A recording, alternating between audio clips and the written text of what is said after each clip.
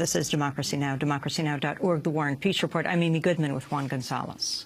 Well, to talk more about the crisis in Gaza, we go now to Boston, where we are joined by Noam Chomsky, world-renowned political dissident, linguist, author, Institute Professor Emeritus at Massachusetts Institute of Technology, where he's taught for more than 50 years.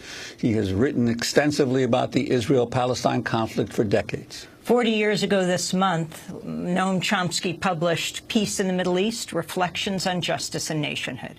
His 1983 book, The Fateful Triangle, The United States, Israel, and the Palestinians, is known as one of the definitive works on the Israel-Palestine conflict. Professor Chomsky joins us from Boston. Welcome back to Democracy Now!, Noam. Please first just comment, since we haven't spoken to you throughout the Israeli assault on Gaza, your comments on what has just taken place. It's hideous, atrocity, sadistic, vicious, murderous, totally without any credible pretext. It's another one of the periodic Israeli exercises in what they delicately call mowing the lawn. That means shooting fish in the pond, to make sure that the animals stay quiet in the cage that you've constructed for them, after which you go to a period of what's called ceasefire, which means that Hamas observes the ceasefire as Israel concedes, while Israel continues to violate it. Then it's broken by an Israeli escalation, Hamas reaction, then you have a period of mowing the lawn. This one is, in many ways, more sadistic and vicious, even than the earlier ones. And what of the pretext that Israel used to launch these attacks? Could you talk about that? To what degree you feel it would have had any validity? As high Israeli officials concede, Hamas had observed the previous ceasefire for 19 months. The previous episode of mowing the lawn was November 2012. There was a ceasefire. The ceasefire terms were that Hamas would not fire rockets, what they call rockets, and Israel would move to end the blockade and stop attacking what they call militants in Gaza. Hamas lived up to it. Israel concedes that. In April of this year, an event took place which horrified the Israeli government. A unity agreement was formed between Gaza and the West Bank, between Hamas and Fatah. Israel's been desperately trying to prevent that for a long time. There's a background we could talk about, but it's important. Anyhow, the unity agreement came. Israel was furious. They got even more upset when the U.S. more or less endorsed it, which is a big blow to them. They launched a rampage in the West Bank. What was used as a pretext was the brutal murder of 3 settler teenagers. There was a pretense that they were alive, though they knew they were dead.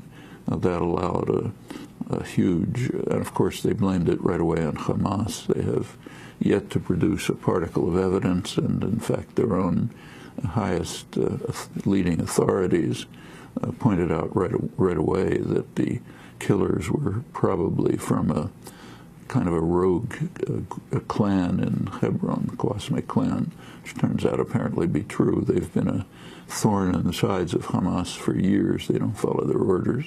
But anyway, that gave an opportunity for a rampage in the West Bank, arresting hundreds of people, re-arresting many who had been released, mostly targeted on Hamas. Killings increased. Finally, there was a Hamas response, the so-called rocket attacks, and that gave the opportunity for mowing the lawn again. You said that Israel does this periodically, Noam Chomsky. Why do they do this periodically? because they want to maintain a certain situation. There's a background. For over 20 years, Israel has been dedicated, with U.S. support, to separating Gaza from the West Bank. That's in direct violation of the terms of the Oslo Accord 20 years ago, which declared that the West Bank and Gaza are a single territorial entity whose integrity must be preserved. But for rogue states, solemn agreements are just an invitation to do whatever you want. So Israel, with U.S. backing, has been committed to keeping them separate. And there's a good reason for that. Just look at the map. If Gaza is the only outlet to the outside world for any eventual Palestinian entity, whatever it might be, the West Bank, if separated from Gaza, the West Bank is essentially imprisoned. Israel on one side, the Jordanian dictatorship on the other. Furthermore, Israel is systematically driving Palestinians out of the Jordan Valley, sinking wells, building settlements. They first call them military zones, then put in settlements, the usual story. That would mean that whatever cantons are left for Palestinians in the West Bank after Israel takes what it wants and integrates it into Israel, they would be completely imprisoned. Gaza would be an outlet to the outside world. So therefore, keeping them separate from one another is a high goal of policy, U.S. and Israeli policy.